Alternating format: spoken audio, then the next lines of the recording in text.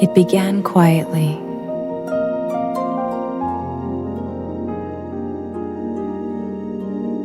An angel appeared to Mary, not to shock the world, but to begin it.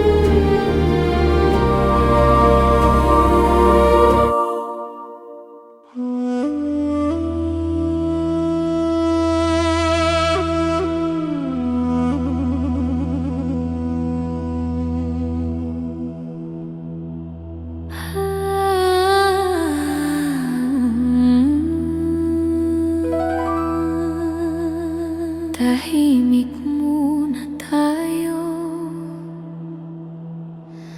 huminga ng malalim,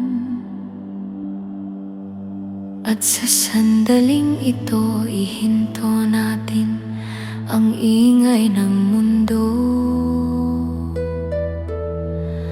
Panginoon, narito kami sa iyong presensya.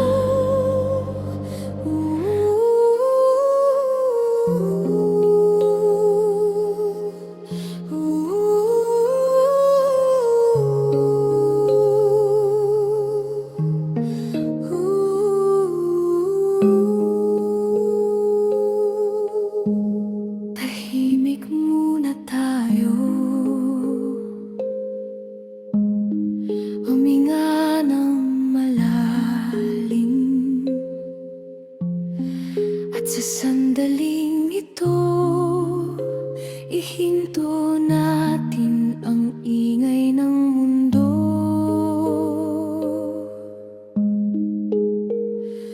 Panginoon, narito kami sa iyong presensya. Pagod, may dalang bigat, pero umaasang makakapahinga sa iyo. Kasama namin si Maria, ang inang marunong makinig, ang pusong marunong maghintay, at ang pananampalatayang hindi nagmamadali. Maria, turuan mo kaming manahimik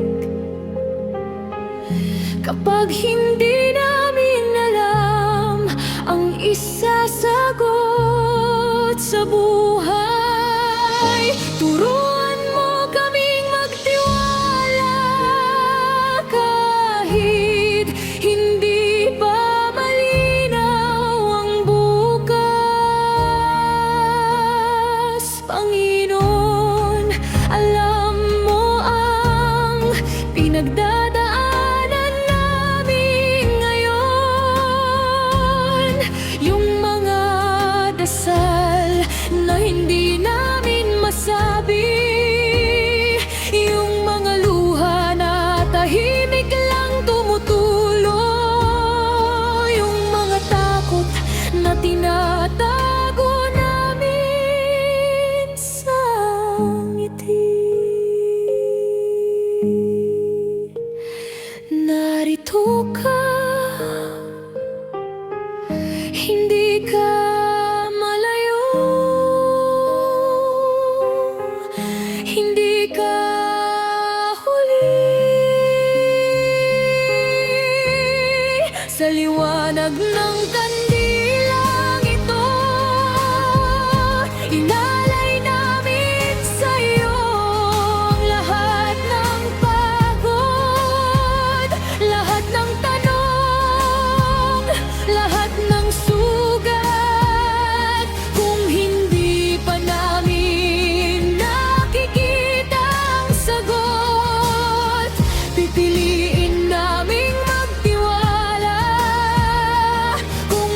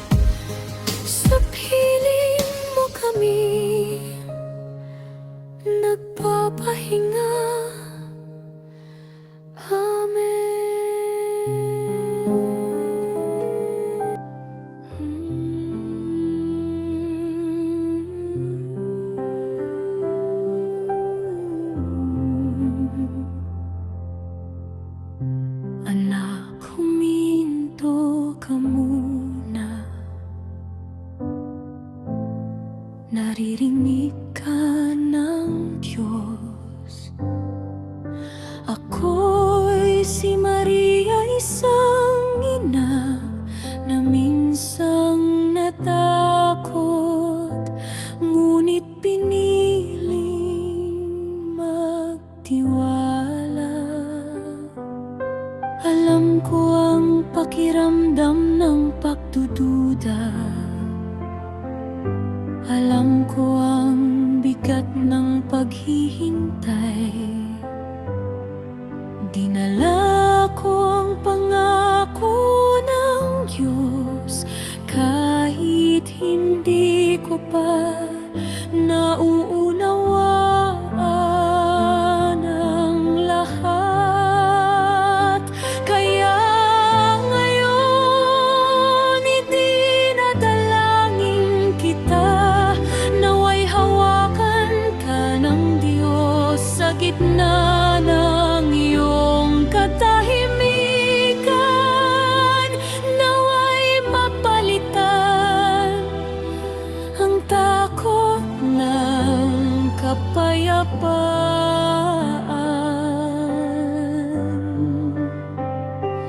Kung may dala kang sakit, naway gumaling ang iyong puso.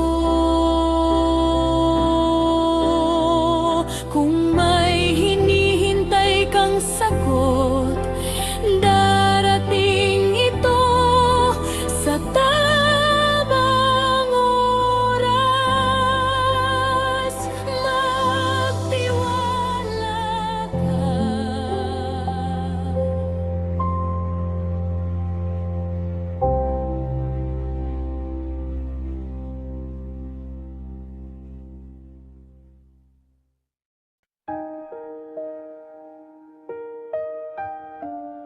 Anak, huminto ka muna.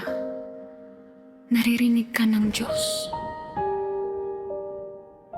Ako'y si Maria, isang ina na minsang natakot, ngunit piniling magtiwala.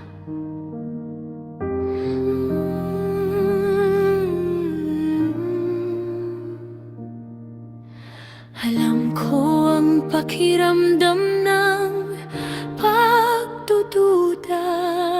Alam ko ang bigat ng paghihintay. Dinala ko ang pangako ng Diyos kahit hindi ko pa naunawaan ng lahat. Kaya ngayon idinadalangin kita, naway hawakan ka ng Diyos sa gitna ng iyong katahimikan. Naway